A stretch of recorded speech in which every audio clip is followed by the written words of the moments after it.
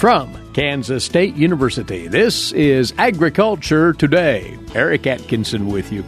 And here's what's ahead from the Livestock Marketing Information Center. Katelyn McCullock will provide this week's cattle market commentary. She'll look in depth at the latest USDA hay stocks report, what that suggests about hay supplies and prices moving forward for you cattle producers. Then K-State's John Holman on the just-released Kansas Summer Annual Forage, Hay, and Silage Variety Trials report from K-State. Later, Britton Rucker talks with Kansas FFA State President Max Harman, as this is National FFA Week.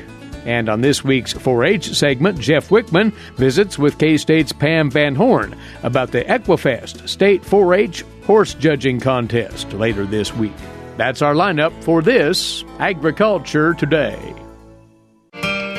Hamburgers, roast, ribs, steak, or whatever you prefer. Beef, it's what's for dinner. Kansas cattle farmers produce 7.5 million head of cattle per year. It takes about 7 tablespoons of peanut butter to get the same amount of protein in 1 serving of lean beef. Support your local Kansas farmers and ranchers. Eat beef. This message was brought to you by the K-State Animal Sciences Leadership Academy participants.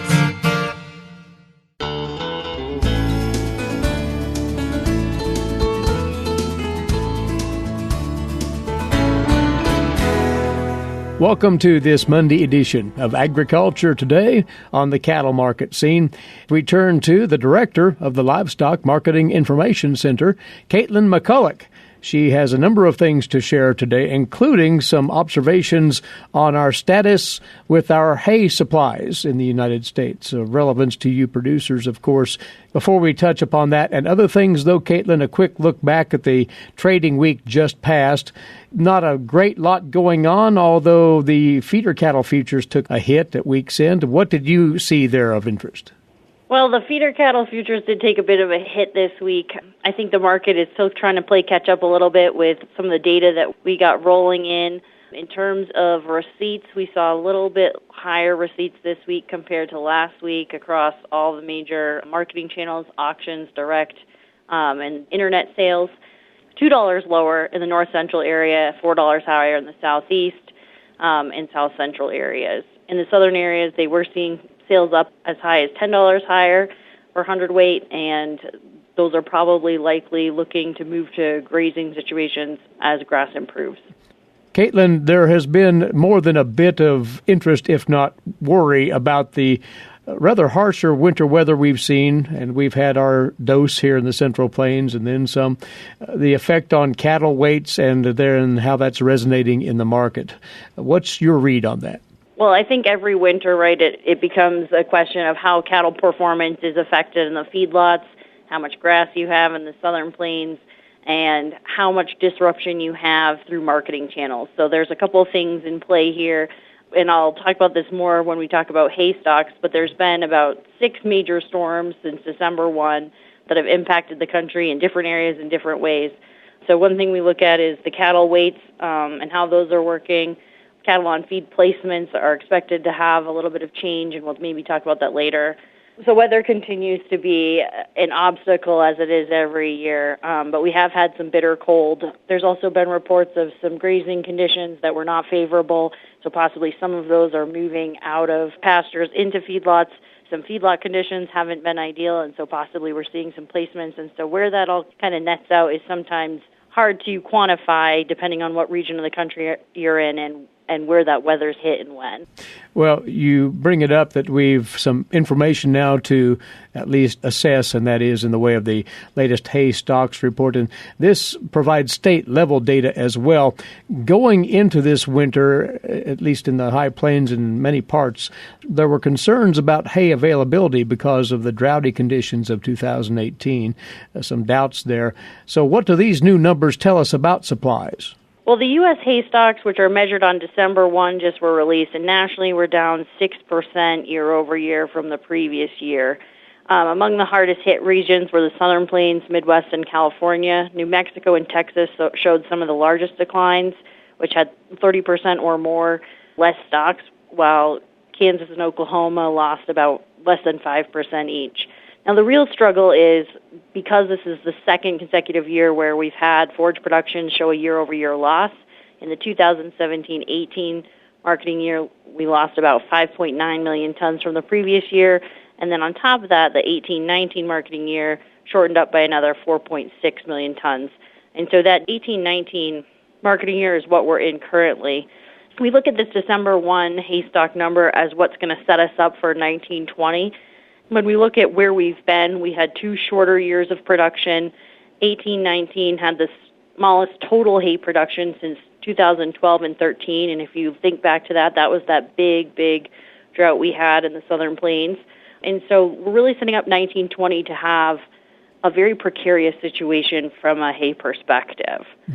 Now, to just go over some state-level numbers that are close to where most of your listeners are, Kansas has had 2 consecutive years of double-digit declines in total hay production and was ranked 10th in the 18-19 crop year. But the 2 years prior, Kansas ranked actually 3rd in hay production. So quite a big drastic hit to hay production. Texas is usually the U.S. leader in hay production, and they remain in that number 1 spot, but they lost over 1 million tons in 2018-19 and 2 million tons in the year before that. So some pretty big changes from a total tonnage perspective on a state-by-state level.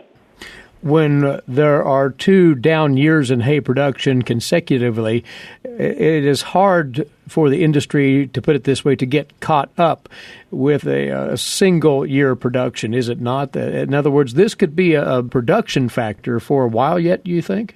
I think it could be. So a couple of things happen, right? When you have larger stocks on hand, that provides a buffer against weather events, whether it's larger disappearance through increases in winter feeding, or if it's, disruptions on the yield side or production side.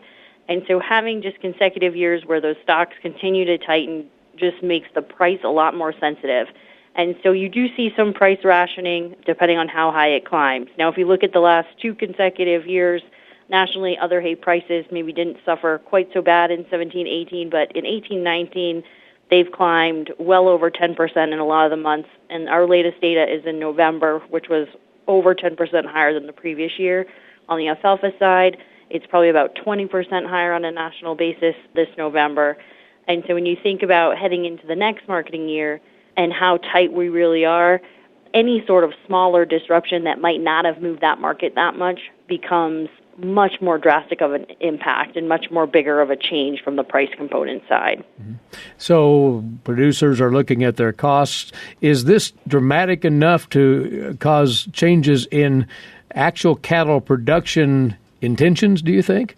That's a good question. So a couple of things we look at. Forage production on a year, if you had a bumper forage crop, you might be able to play catch up a little bit in certain areas. The problem with hay is that it's so regional, so a lot of times we're looking at a national basis, but that's not necessarily the story for an individual, right? That's going to be a very regional area. The good news is that most of our hay is grown in the West, and when you look at the snowpack and the water content of that snowpack, that we're actually doing pretty well from a water content level.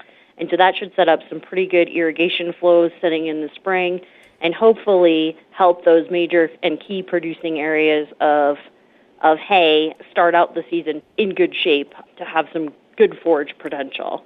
Now, we've watched several areas of the country have drought in the last several years, and so ultimately that summer grazing season and that summer hay production season are really going to be what decides how prices are going to react and how tight stocks are for the following year. But it does make this year a little bit of a tightrope when you think about how many major storm events we've had just since December 1. Anecdotally, people are talking about how much more hay they're feeding, the increase in feed costs per pound of gain just due to the cold weather, increased precipitation.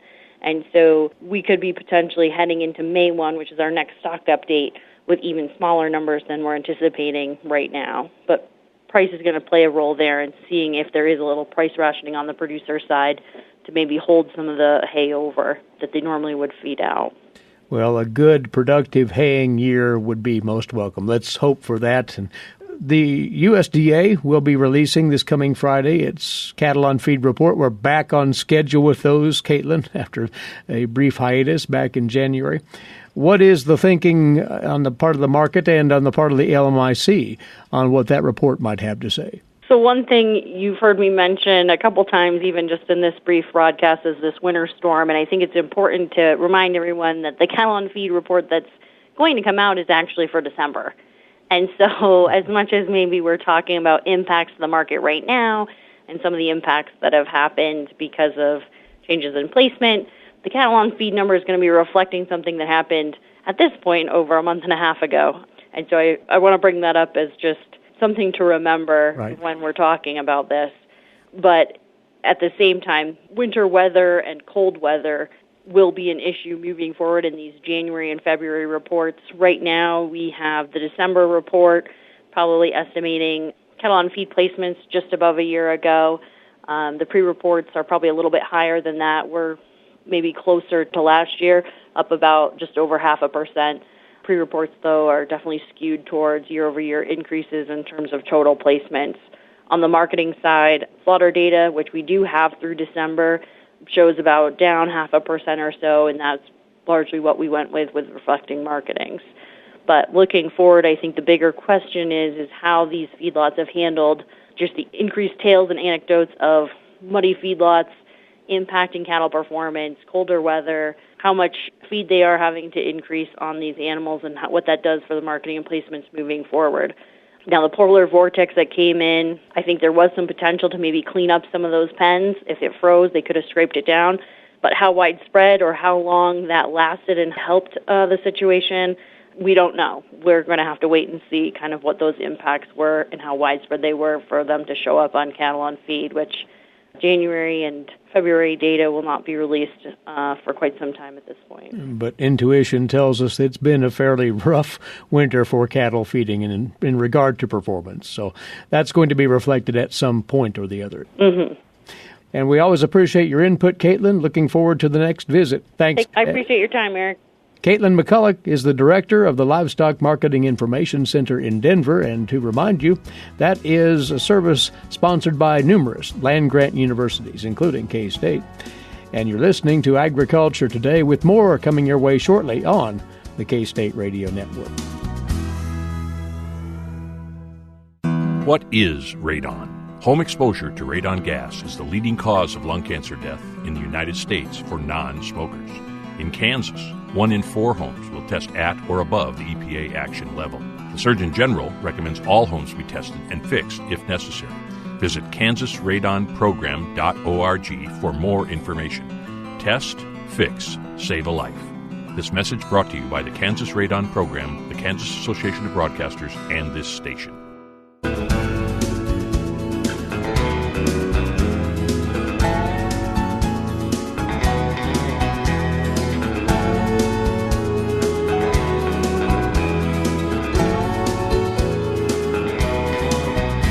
Welcome back. You are tuned to Agriculture Today.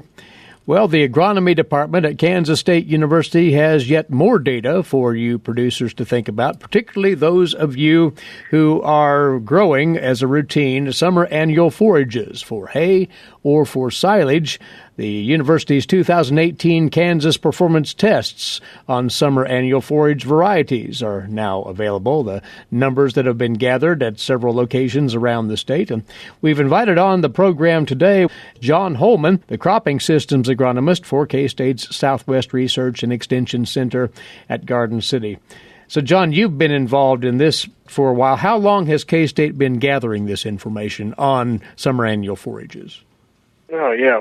Good question, Eric. Historically, K-State did this work about 20 years ago, and then, but we had a long break where we were not collecting this type of information, the good forage quality, yield, performance data for the different varieties, and we had a lot of our producers were asking for this type of information. So, about 3-4 years ago, we reinitiated the test, and we've been conducting now performance test evaluation of warm season hay and silage types at 3 locations, most recently in Garden City, hays and scandia.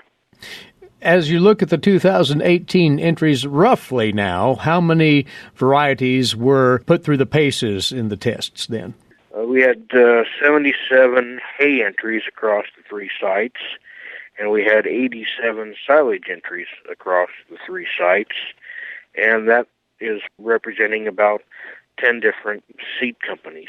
So that's a pretty representative number, to say the least, is it not? Yes, it really is. We're very pleased. We have just about all the companies are partners with us on this test, where we can provide them good data to look at how their varieties perform across a number of locations, and then we can give good information for growers to see how different varieties and different companies' materials compare to one another. As you look at the test conditions this past growing season, 2018, they were such that they did render some good information, didn't they? Yeah, that's a good point, Eric. Yes, every year is unique. We've certainly been seeing that the last several years, kind of go from one extreme to the other. This past growing season, if we look at it, we were dry early on in the growing season, very dry, and then we had a lot of moisture later in the growing season and at the end. And so that made it a challenge this past year for a lot of growers to get the crop in. Now, since this is research plots, we were able to get good representative data. But, so the yield data from this year is very favorable. They were high yields. But that's the other important thing, is to look across site years. And so the other years are still on the webpage, and producers can look at a certain variety. It's important to look at it over years and not just select a variety based on 1 year only. So if you have, they can identify certain varieties you're interested in and look and see how it stacks up across years and across sites. Very important consideration indeed.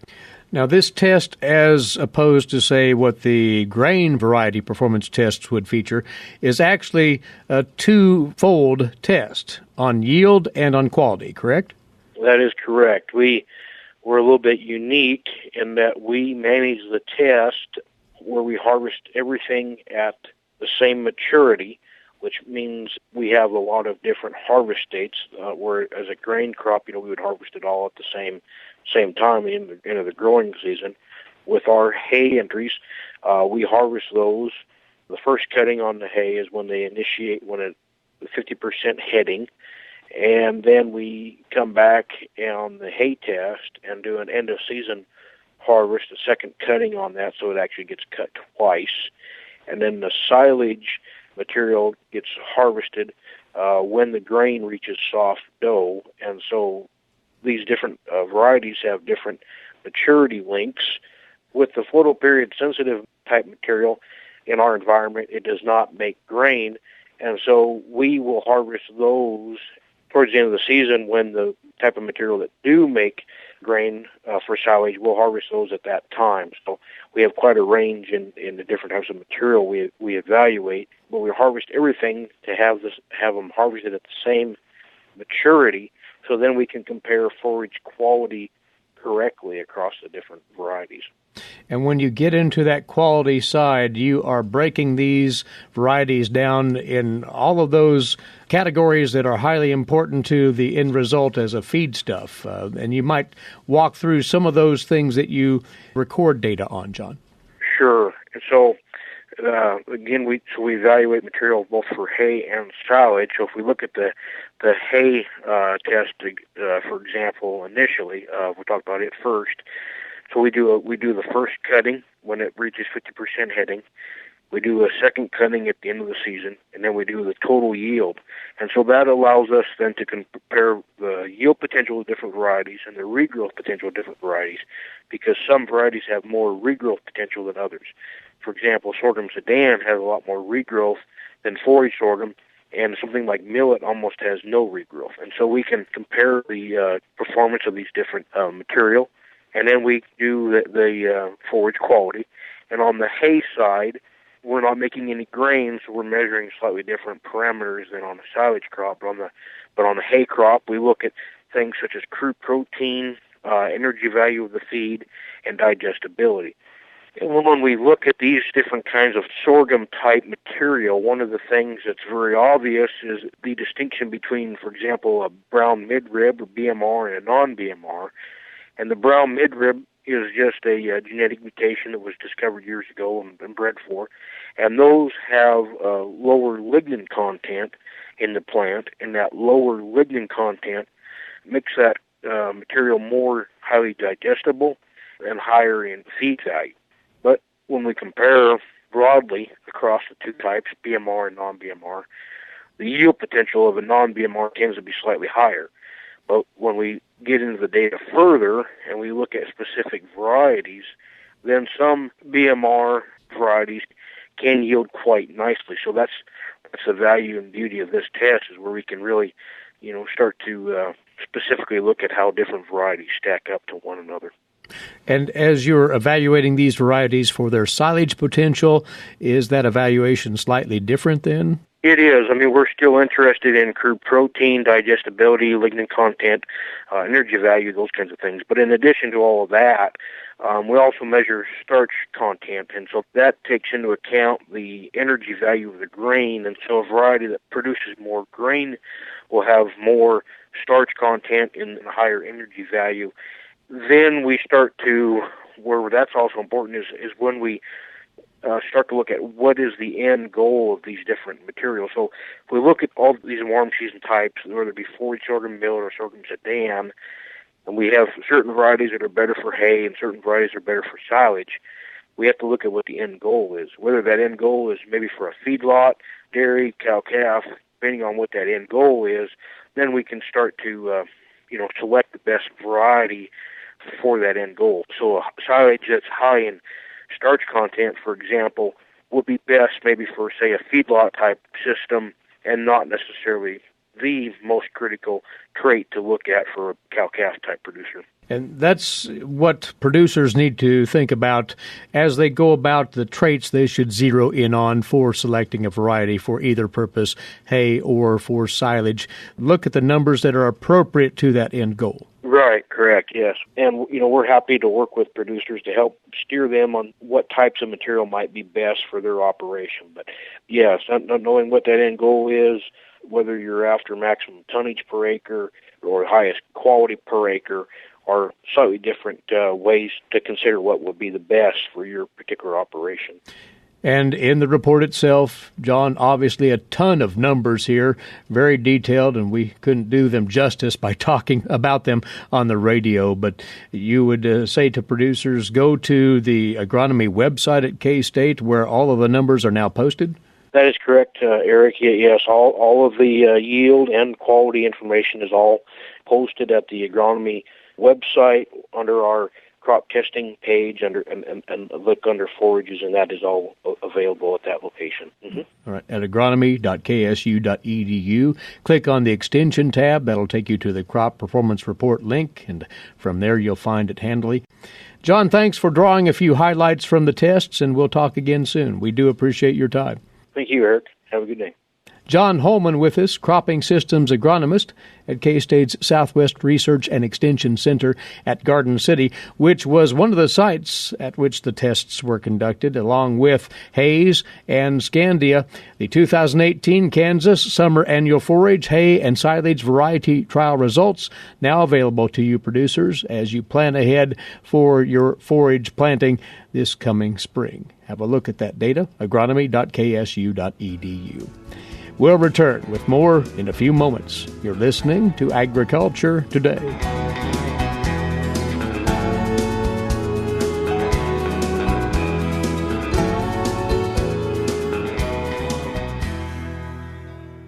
While many people know hunger is an issue in developing countries, it is also a problem in our own backyards. In 2010, 1 in 7 Kansans struggled to put adequate food on the table. 2 K-State Research and Extension programs are tackling this problem. The Family Nutrition Program and Expanded Food and Nutrition Education Program reach thousands of Kansans in more than 70 counties. They learn how to eat healthy with a low budget. For more information about these programs, visit ksre.ksu.edu.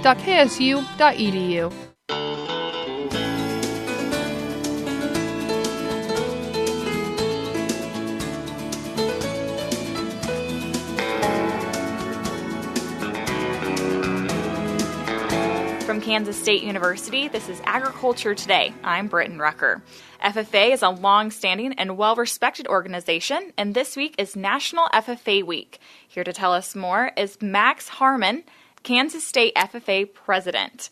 Max, what is the purpose of National FFA Week?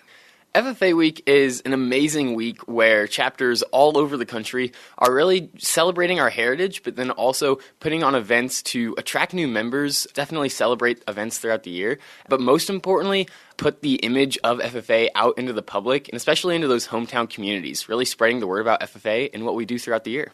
What's going on in the state of Kansas to commemorate and celebrate National FFA Week? Chapters all over the state all are planning events of their own throughout each and every day of the whole week. On the state officer team's perspective, we are spending days up in Topeka visiting with our legislators, as well as spending the entire week traveling around the state, helping facilitate workshops, develop that leadership in the students, and visiting with as many members as we can. What has your officer team focused on? For sure, on our officer team, we've had a lot of really cool experiences, and something throughout our leadership development and facilitation for those students, a common theme we've really found that we wanted to focus on was being definitely in the moment, that intentionality. Since we're double timing as full-time college students at the same time as we're serving as state officers, we really cherish every moment that we can get with members. And so whenever we get the chance to be out with members, we're focusing on giving our best all the time and really focusing and maintaining all those memories that we can whenever we're with the chapter. So you're more than halfway through on your officer team and your position. What have you learned from being the state FFA president? I think the number one thing I've learned is that joy is definitely everywhere. So we've had amazing trips. We've flown across the world to South Africa, but then we've also gotten the chance to visit small towns all around Kansas. And definitely between those what seem like polar opposites, there's definitely leadership and such a cool culture in every one of those places, and that students, agriculture students especially across the world, all have the common theme of being so passionate and having such a potential for leadership, and that's something that I've really admired no matter where I go. So you talked about traveling. What have you done in South Africa and bringing it back to small towns in Kansas? For sure. So at the beginning of January, my team and I, along with 80 other state officers, took a trip to South Africa with National FFA. We visited lots of agricultural facilities, both production and other services offered over there. And we also visited a couple of schools as well as general tourist destinations around South Africa to learn more about the culture of the country. And why is FFA such a staple, and why should people get involved with it? A big stigma against FFA is that it only has to be farm kids or only people who are planning to go into production agriculture who are allowed to be involved, and that's definitely not true. More than ever in today's world, there are so many complexities, especially within our food chain and within the supply and demand system, that every consumer can benefit from knowing more about both production agriculture, but also that entire supply chain from R&D to consumer, about how your food is getting to your plate and what you can do to best help you and your family when you're searching for groceries, for sure. And trends in agriculture change. What changes have you and your officer team seen? Two trends that we've really seen is definitely more urbanization. Since only 2% of American people are directly involved in production agriculture, we're no longer just dealing with FFA chapters of kids who have a direct connection to ag. And so that's really been a shift for us to shift our facilitation and leadership development in order to be more inclusive and definitely include those kids who come from an urban background, but that by no means means that they have less of a connection to agriculture, and we just need to shift our curriculum in order to really include them and show them all the opportunities that ag has, even if they don't come from that in their past, but they can still have those opportunities in the future. And how can people learn about FFA either on a local level or national and get involved? Yeah, so the number one thing is to just visit your local high school, and hopefully they have an agricultural education program, and if they do, they more than likely have an amazing advisor and ag ed teacher who would be more than happy to talk their ear off about what their program is doing. So many of these advisors and their students are so passionate about what they do, and a number one goal of FFA and those FFA chapters is building communities. Well, Max, Kansas FFA seems strong and vibrant as ever. Thanks for coming. Thank you so much for having me. That was Max Harman, Kansas State FFA President. To learn more about events happening with National FFA Week and FFA events happening right here in the state of Kansas, visit kansasffa.org. For Agriculture Today, I'm Britton Rucker. Thanks, Britton and Max. Up now, this week's Tree Tales from the Kansas Forest Service here at Kansas State University. Here's K-State Forester Ryan Armbruster. Ryan. In many parts of Kansas, we've seen icy roads and dangerous driving conditions several times this winter. Ice buildup is a part of life for us, and we know how to prepare our roads. But thinking about ice buildup on our trees should be part of the plan as well. A half inch of ice can increase the weight of branches by as much as 30 times, but even less ice than that can lead to branch failure, especially on trees with poor structure. In general, a narrow branch angle of less than 45 degrees is a weaker branch attachment than a 45 to 90 degree attachment. For some trees prone to narrow angles, such as columnar oaks, red maples, and Callery pears, this can lead to sadly predictable failures under a heavy snow or ice load. For many of these trees, corrective structural pruning, done on a regular basis from the time the tree is young, can significantly increase the chances of your favorite trees surviving the next ice storm with their canopy intact, ready to provide shade and beauty for years to come. For some trees, such as Callery pear, silver maple, willows, and lindens, all with narrow branching, only so much can be done, and it would be wise to consider better options. Bur oaks, hickories, walnuts, and Kentucky coffee trees are all widely considered to have excellent branch angles and strong wood, and also have the benefit of being attractive, long-lived tree species in most of Kansas. Specific guidance and information about making good pruning decisions is available from the Kansas Forest Service and from your local K-State Extension horticulture agents. And for larger pruning and tree maintenance, we recommend hiring a certified arborist when possible. The old saying that an ounce of prevention is worth a pound of cure is certainly appropriate when it comes to protecting your trees from severe ice damage, especially when you consider how much irreversible damage a few pounds of ice can cause. This is Ryan Armbruster, Forest Health and Conservation Forester with the Kansas Forest Service, and this has been another Tree Tale. Many thanks, Ryan. To remember, we put out there a podcast version of our broadcast each day. To access that, visit agtoday.net, or you can use your podcast app on your mobile device. Type in Agriculture Today, Kansas. You'll find the program. Just tap the subscribe button, and new episodes of the broadcast will automatically arrive on your device every weekday. The starting point, agtoday.net. Jeff Wickman has this week's Forage segment for you next on Agriculture Today. Legal and financial concerns surround the day-to-day management of the agricultural industry. Producers, ag creditors, and USDA agencies rely on Kansas Agricultural Mediation Services. If you've received an adverse decision from the USDA or have an ag credit concern, call today, 800-321-3276, or visit us online, Kansas Agricultural Mediation Services, exploring options, generating solutions.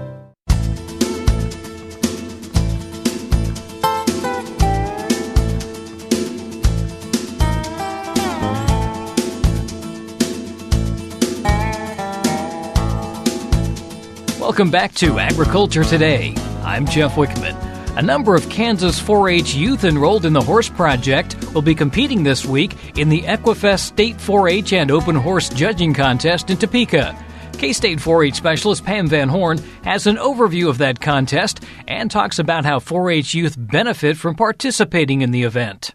Pam, a lot of 4-H youth will be in Topeka on Friday taking part in the Equifest State 4-H and Open Horse Judging Contest, something that is a little bit unusual because they're doing it on a Friday and not in June this year. Tell us a little bit about this event. Well, this is the first time that we have paired up with the Equifest and Kansas Horse Council, and 4-H is offering its judging contest on Friday of the Equifest. We've been conducting this contest in June, and people's schedules are just crazy busy, and we've not had very good participation, so we're trying something new this year. And it looks like it's working because you were telling me that participation is up. Participation is up. It is open to 4-Hers and FFA youth, and they can dual enter in this contest. So it works well for them. And plus, the Equifest is a great draw for anybody interested in horse. And there's two categories that they can compete in? Yes. They'll judge once, but they can be in 2 contests, the FFA contest and the 4-H contest. And this is open to youth between the ages of 9 and 18, so a wide range there as well. A wide range, because that is our 4-H age, competitive ages from 9 to 18. So are there a lot of youngsters in that 9 to 10 age category that are taking part in the horse program? There are a few, because, school is an issue, but, we're up probably 3 times as many 4-Hers as we are in June, but it's still not a lot that we can't manage, because somewhere the judging contest had lost some of its participants, so we're hoping to revive it again and get people excited about judging. Now, for people who aren't familiar with this, how does the whole process work? What is the judging part of this? The judging part of it is very unique in the sense that you have 4 animals out there. In the horse division, you have classes that they'll judge some horses on their conformation. Plus, in horse, you have performance categories. And again, you'll have 4 riders riding their horses, and you will rank those 4 riders on their performances. Now, is this individual or is this teams? First of all, they judge as individuals, but then they can be part of a team. It's competitive contest. They don't work together, but they judge individually, and then their scores will be the top 3, maybe from the county or district. Then their 3 scores will be combined, and they'll be the team that represents their county or district. And if you don't have a team from your county, they might put you with somebody from a neighboring county. It depends that way. You do that before you get there on the registration form, but there's still opportunities for individuals. You don't necessarily have to be on a team to participate, because for the 4-H, we'll do an all-star team and select the top individuals. In terms of what the 4-H judges are looking for, what are some of the specific things that they'll be judging on? They'll first be judging conformation of the horses, the 4 of them in the class, and then the 4-Hers will also be judging the performance of 4 individuals in a class, whether that's in Western pleasure or horsemanship, but they are ranking 4 individuals or 4 horses to make up that class. Okay, when it comes to judging, I know this is obviously somewhat subjective, but I'm assuming there's some parameters or some guidelines, some things that they are looking for or not looking for? That is correct. If you're looking at conformation, you're looking at the mobility of the horse, you're looking at the muscularity of the horse, and whether the horse carries those breed traits. But if you're judging on a performance, you're judging them whether they are in the right lead, whether the rider is holding the reins correctly, and the movement of the horse. How do they get proficient in this? Is this something that just comes from experience? It comes from others sharing with you. The judging contest will have an official, and they'll place it, and then you're trying to place it similar to the official. But it is the process of learning what is correct and experience. Then they'll also give reasons, so they'll have to defend why they placed their class the way they did. So this is an overall learning experience for anybody involved in the horse program. Oh, judging is a wonderful opportunity for learning, because they're actually taking the knowledge that they've learned in classes and their experiences and what they like and dislike about the conformation of a horse or a person's riding, and then they put that together. They have to put these 4 animals in a ranking order, and then that knowledge, then they have to turn around and defend why they placed what they did. So it's building self-confidence, and it's also helping them learn to speak in front of somebody and defend why they did what they did. And because we're judging, I'm assuming that we do have some winners. There will be some winners. We will be giving awards for the top individuals. And it's such a wonderful opportunity, and the top winners will have then another opportunity to represent the state at the National 4-H contest. This is all based on a point system then? They get points for certain aspects? Well, each class is worth 50 points, so it depends on how the official judge has placed the class, then each pair, when you're talking about 4, you're talking about the top pair or the bottom pair, or sometimes a class is a top and then the middle pair. They have cuts. And if you didn't place it the way the official did, then there'll be subtraction from that 50 points. It's a great opportunity just to learn and experience. And, not always the first time you go out to judge, you're going to have a great experience, but keep at it because you just continue to learn with practice. And this is probably something that is fun for people to go watch and experience. It's fun to watch because just to see how the young people are preparing and how involved they are, it's kind of a neat thing to watch.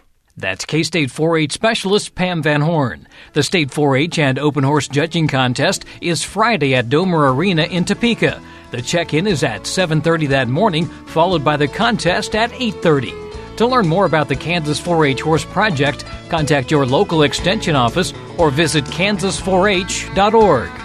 And that'll do it for this edition of Agriculture Today. I'm Jeff Wickman. This is the K-State Radio Network.